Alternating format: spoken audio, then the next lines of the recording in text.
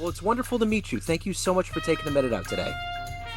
Thank you so much. Yeah, thank you for inviting me. Please, yeah, let's Absolutely. get to it.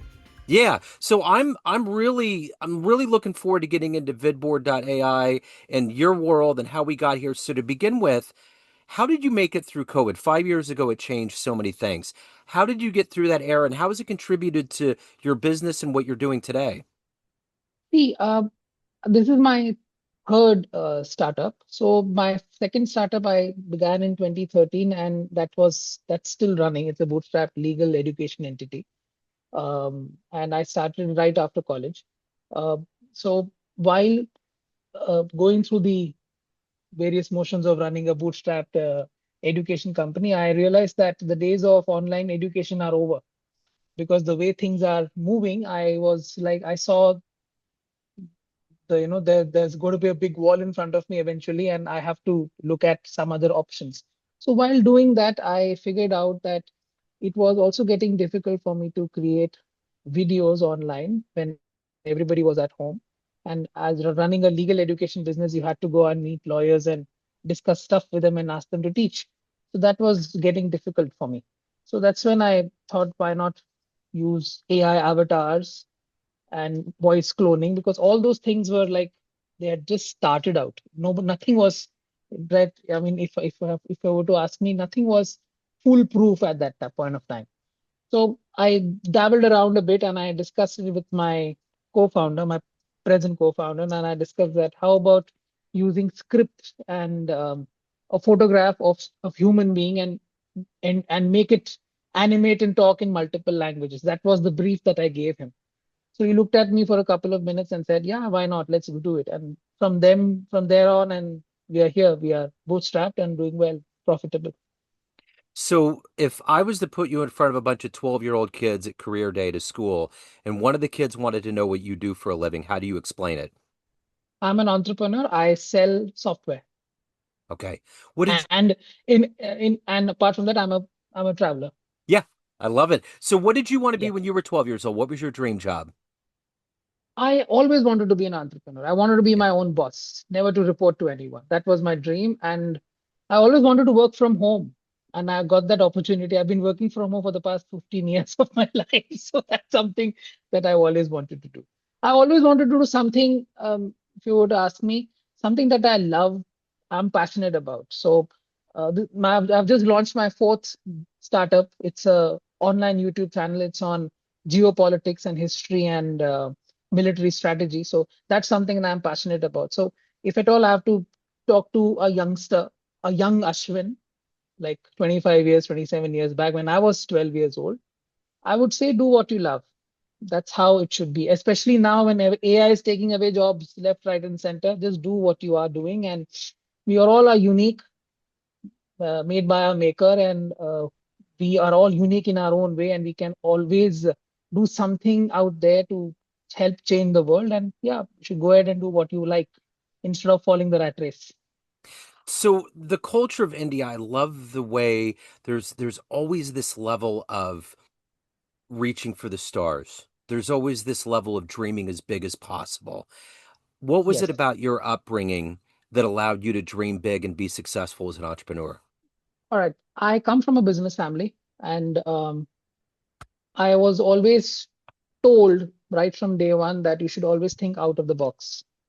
And that's what I kept doing. And coming from an upper middle class privileged family, there were certain things that were taken for granted. Like I took a lot of things for granted. Like many of my peers were after marks and grades. I was never after marks and grades because I knew that marks and grades eventually don't mean anything in the world. What it means is you and what you bring to the table. So that's something that has stayed on. And yes, when it comes to the Indian middle class, which is about 500 million people, more than the population of the United States. That's Just a second. I'm so sorry. Oh, you're fine. Oops, oops. I have to switch it off. My apologies. Yeah. Oh, you're So good. that's something. Yeah, that's something that I'm quite passionate about. And when I say the Indian middle class being it has just seen money in the past 40, 50 years since our economies opened up to the outside world. There is that hunger, and that hunger is there. within the youth and the young. I will not call myself young. I'm 38 years old with less hair, but I can say that you know uh, we are. It's ingrained in us to reach the stars, like you said.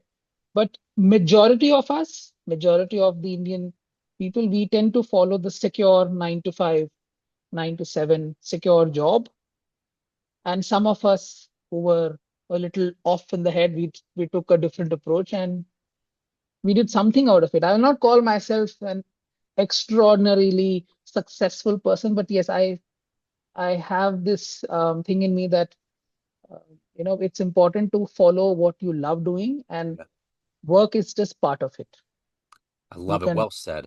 Yeah. And I like traveling the world, and I'm working when I'm traveling. So that means how I love my work, and I can work wherever I am. So it's not like that I have to wake up on a Monday morning and curse my manager and say that what the hell? Why was I working for this fellow and all that? I don't do that at all. I Yeah. love it. So let me ask you this. Who's been your hero? Who's been your inspiration? My inspirations are many. I actually believe Ray Kroc is one such example, the founder of McDonald's. He's not the founder, but then, yes, he is one of the founders. Yes. I love him. And that's something that is still etched in my memory when I first read about him and I saw the movie Founder. He said something to the lines of perseverance, persistence, that's what really matters. Rest is all noise. So if you are, uh, if you're talented, you're hardworking, that doesn't matter. If you are persistent with what you want to do, you keep trying, keep trying, keep trying. You will eventually succeed. And he could do it at the age of 56. What the hell? We are just in our 30s and 20s. If he can achieve it at the age of 56, and look at Colonel, what's that guy's name who created KFC? Colonel Sanders Oh, or Colonel Colonel? Sanders. Yeah. Yeah, imagine at 65 he created the brand KFC. Yeah. They are the inspiration. They did something in brick and mortar, and look where they are. They've created these legacy brands, and it's fascinating to watch them. Yeah. That's something that I'll always. They are my heroes. I wish I could meet them, but they're all up in the heavens, I Yeah. guess. So it's not. Maybe Unfortunately, I couldn't meet maybe at another time. So let me ask you one this. day, God Yeah, willing. Yes, exactly. So let me ask you this. The thing about being an entrepreneur is it requires risk, and that's why so many people do 9 to 5, 9 to 7. But yes, you've decided to go down the different path. What's the yes. biggest risk that you've taken in your life as an entrepreneur? With vidBoard, I have invested all my life savings, everything. I've taken loans. I've taken 5 loans just to ensure that the business survives. Yeah, Because building an AI startup with no technical knowledge, having a co-founder who is equally talented, but then he had to have certain hands along with him. And that made me vulnerable at certain points. I have cried at night. I have had sleepless nights as well. I am lonely. And there are certain times when you feel, what the hell, why am I doing all these things? But then, the reward is there. But even if there is no reward, at least you are in command of your destiny. You can say that, yes, I made these mistakes, and the next time I start something, I will not make these mistakes. So that's something that it's a risk. Yeah, money, I've invested everything. I have no savings, nothing, zilch. well, So yeah, I get it. So what is that fire for you every day to wake up, to follow your dream, to be a solid businessman? And what is that energy for you? You got to take care of your soul too, but what is that collective energy for you? it comes from within. I can't explain it. It's like saying that when you enter a church or a mosque or a temple, there is something which is inside it which you can't explain, but it is there. Yeah. That's what it is. It's energy or God or Allah or Jesus or whosoever. I just don't know. I just there. I cannot think of working for somebody else, and I sometimes don't get it as to why people, those people are talented. They are wasting their time and energy working for someone else. It's actually criminal, in my opinion. All the smart folks out there should start something, and uh, at least start and see Yeah. where it takes you. It should not be like after 50 years down the line, you say that, oh, I had this idea, but then you didn't do anything about it. It was just an idea. You have to. do something with that idea to make sure that you achieve victory. And I did it. I've done it, and I'm proud of that. Even if vidBoard fails or any of my startups fail. So let's say this 38-year-old version of you has a dream tonight and runs into a 13-year-old version of you, and you have a coffee table book that's your life and pictures and words, and you hand it to that young version of you. And you're like, Yes. that's how my life turned out. Would that version of you believe it? The young version? No, no, Okay. I won't. What would you say to I that wouldn't. version? Uh, I would just when I was 13, yes, one part of me did want to be an entrepreneur, but I didn't know what I wanted to be. Yeah. I studied, I wanted to become a lawyer. I did 3 degrees in the law. I studied abroad, of course, on scholarship because I didn't want my parents to spend their hard-earned money on education. And I wanted to practice law in Canada. I almost did it, but then I didn't want to work for someone else. And I came back to the motherland because the motherland called me. And when I look back at my 15 years of my professional uh, career, I can't imagine that. What if I had taken the other step? What if I had become a lawyer? What would I be doing today? I would be in Toronto working for the law firm, wearing all expensive ties and suits and going around these board meetings. But yeah, no, I'm happy in my half pants and talking to you in my night suit. And I enjoy this. I enjoy this more than getting suited up in the morning. So Yeah. I cannot explain it. I mean, it is a dream. So you obviously, as you mentioned, you love traveling. What is it Yes. about travel, seeing other cultures and peoples, that has helped enhance your effectiveness as an entrepreneur with your vision and with what you do? Um, ex See, when you are working with people from across geographies and across the length and breadth of India, and of course outside India as well, you tend to learn certain nuances of how you communicate with people, especially with the Gen Z, the young lot. I mean, you have to treat them like a friend. So earlier on, when I started on and I was interacting with the Gen Z, I was a typical millennial trying to boss around and trying to tell them what they need to do. But then I realized that if you treat them as a friend, they will treat you back as a friend and they'll do a better job. And I changed tact. And to my surprise, they were absolutely happy and cool about it, and they worked better and they performed better.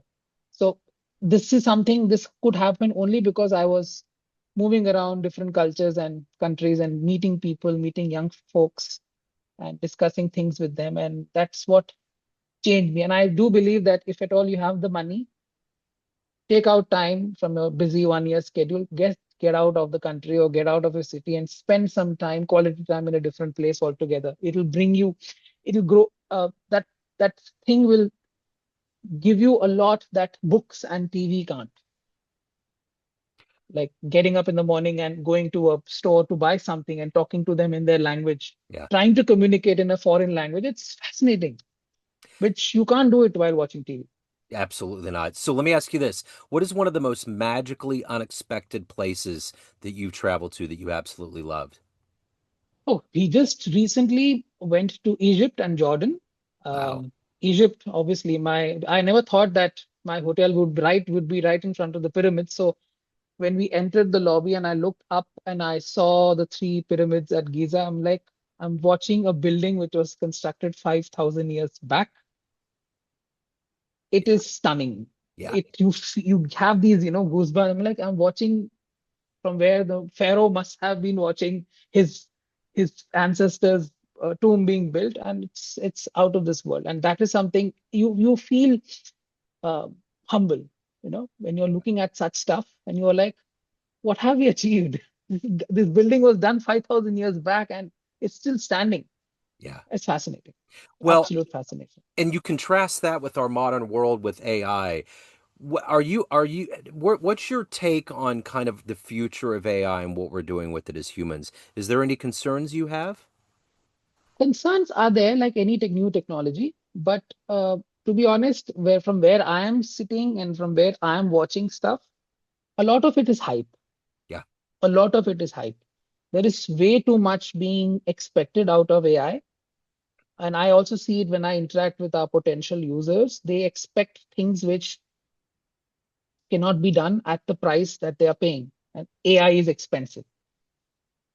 Why companies like OpenAI are able to provide such services? Because they're heavily funded, they're bleeding cash. But the same thing for a bootstrapped, profitable entity, we cannot do certain things. It's just not possible. So that's, I mean, there is a lack of education, I would say.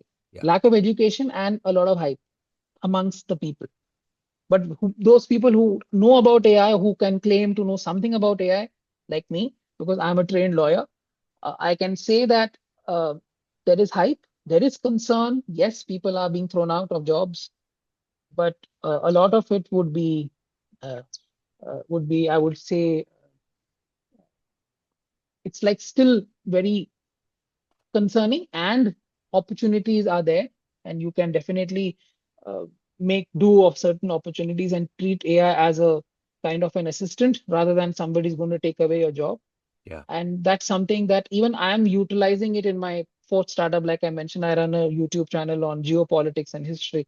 There are certain facts and figures which I don't know from my various readings that I've done from all these books that I have read. And certain things are like, wow, this is new. I have to add this in my research. So all those things only I could know about it because ChatGPT was there for me.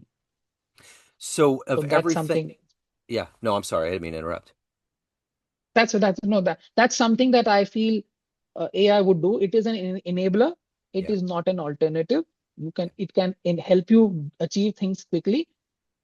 Yes, there are concerns with jobs, but like any new technology, the initial 20, 30 years, there is a bloodbath, things go haywire, people are, you know, things happen, but eventually things will settle down, Yeah, for in my sure. opinion, in my humble opinion. I may Yeah. not be the right guy, but then this is how I see the world. I'm a No, positive guy.